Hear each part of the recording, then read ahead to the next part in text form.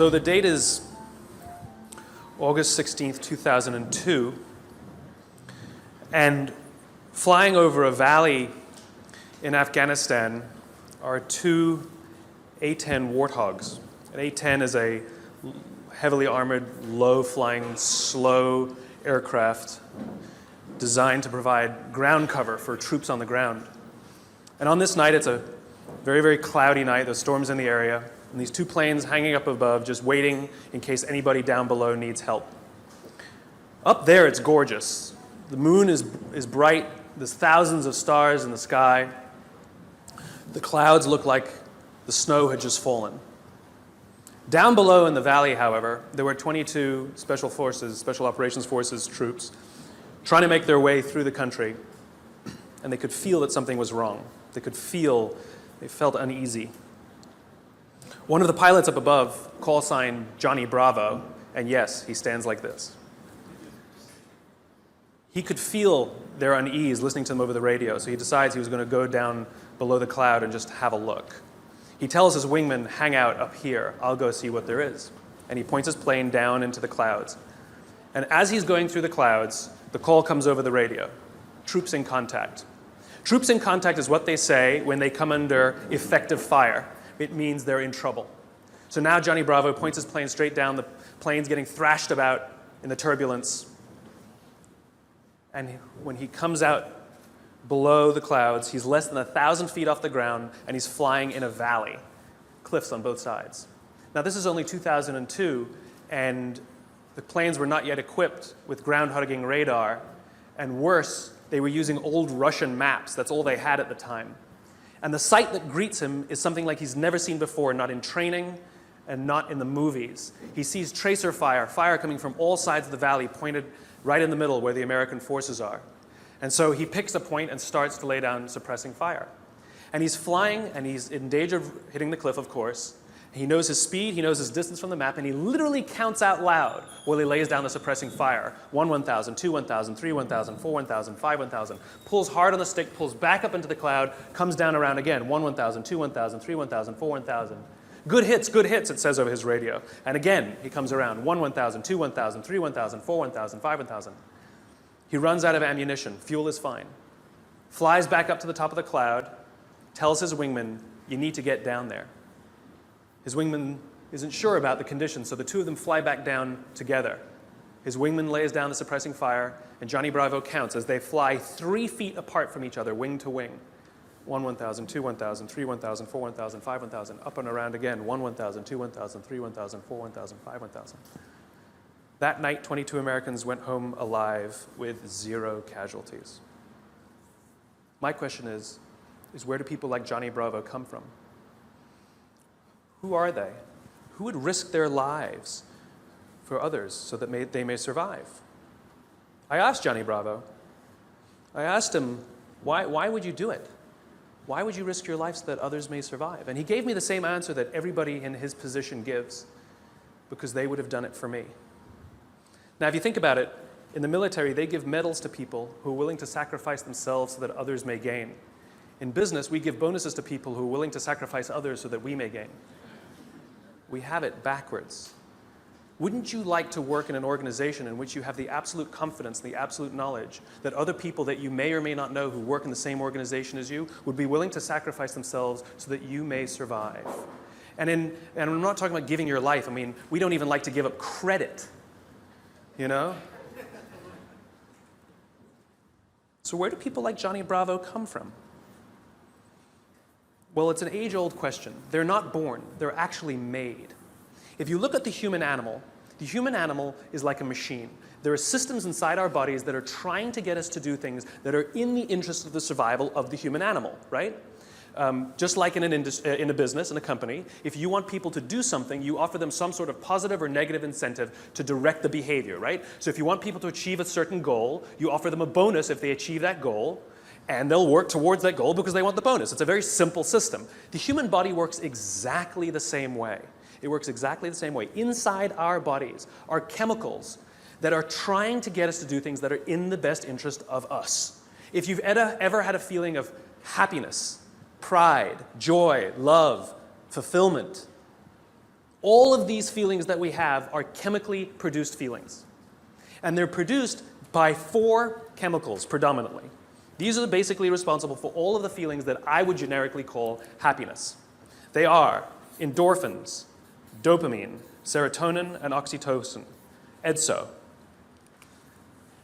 These 2 chemicals, endorphins and dopamine, I like to call these the selfish chemicals because you don't really need anybody's help to get them, right?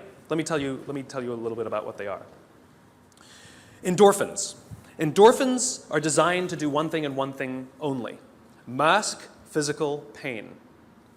That's it. That's what they do. If you're a runner, if you've ever gone and done heavy exercise, you've heard of an endorphin rush or a runner's high. Basically what's happening is when that runner's out there pushing their bodies harder than they've ever pushed before, they feel good. And when they're done with their run, they feel fantastic.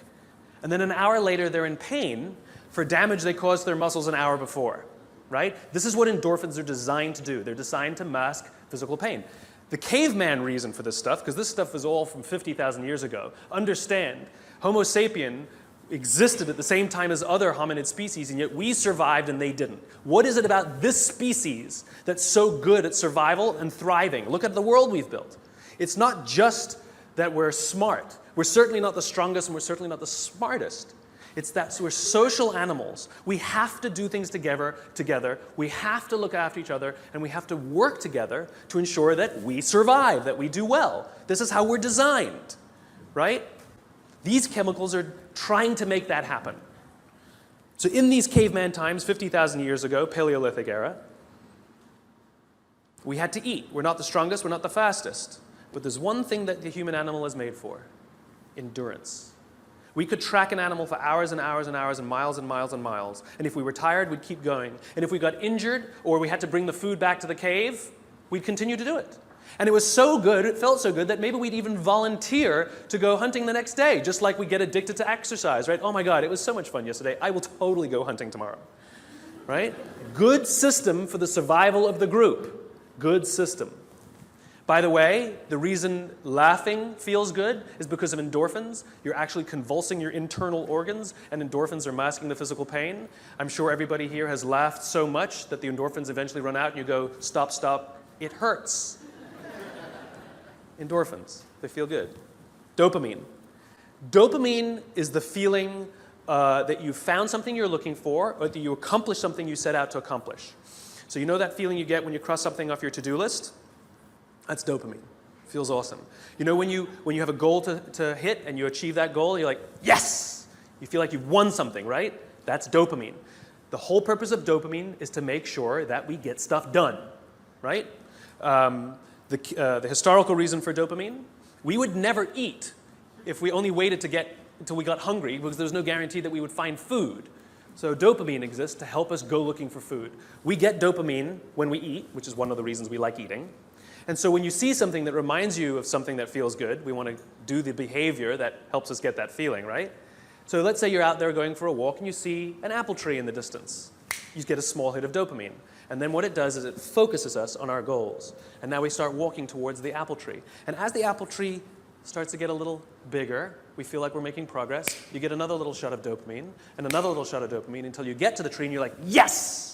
Okay? This is why we're told you must write down your goals. Your goals must be tangible. There's a biological reason for that. We're very, very visually oriented animals. You have to be able to see the goal for it to biologically stay focused, right? If you don't write down your goals, if you can't see your goals, it's very hard to get motivated, to get inspired. For example, think about corporate visions, right? A corporate vision has to be something we can see, right? That's why it's called a vision. You can see it, right? To be the biggest, most respected, to be the fastest growing are not visions. They're nothing, right? What does that even look like? Respected by whom? Your mother? Yourself? Your friends? Your shareholders? Who knows? What's the metric? Dunno. It's amorphous, doesn't motivate us. Just like I can't tell you, you will get a bonus if you achieve more. You're going to ask me, how much more? I'm going to say, more. Doesn't work. You need a tangible goal. You need a tangible goal, right? Here's a great vision. Martin Luther King, I have a dream that one day little black children and little white children We'll play on the playground together and hold hands together. We can imagine that.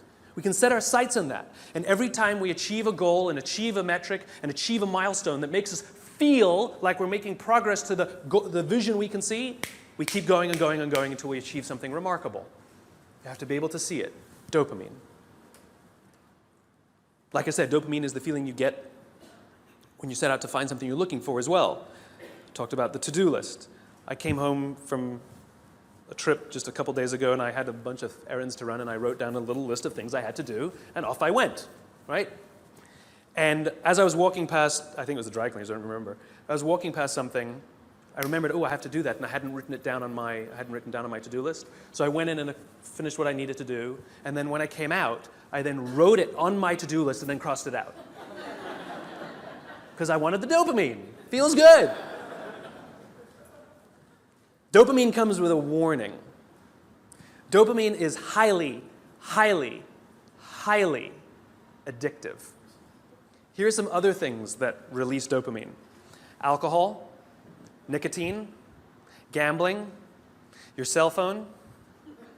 Oh, you think I'm joking? Okay, we've all been told that, if you wake up in the morning and you crave a drink, you might be an alcoholic. Well, if you wake up in the morning, the first thing you do is check your phone before you even get out of bed, you might be an addict. If you walk from room to room in your own apartment holding your telephone,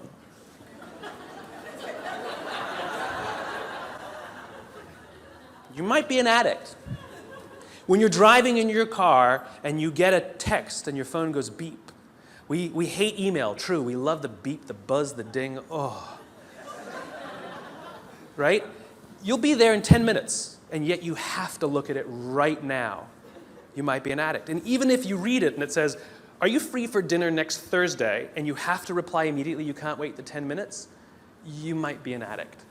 And for all you Gen Ys out there who like to think that you're better at multitasking because you grew up with the technology, then why do you keep crashing your cars when you're texting?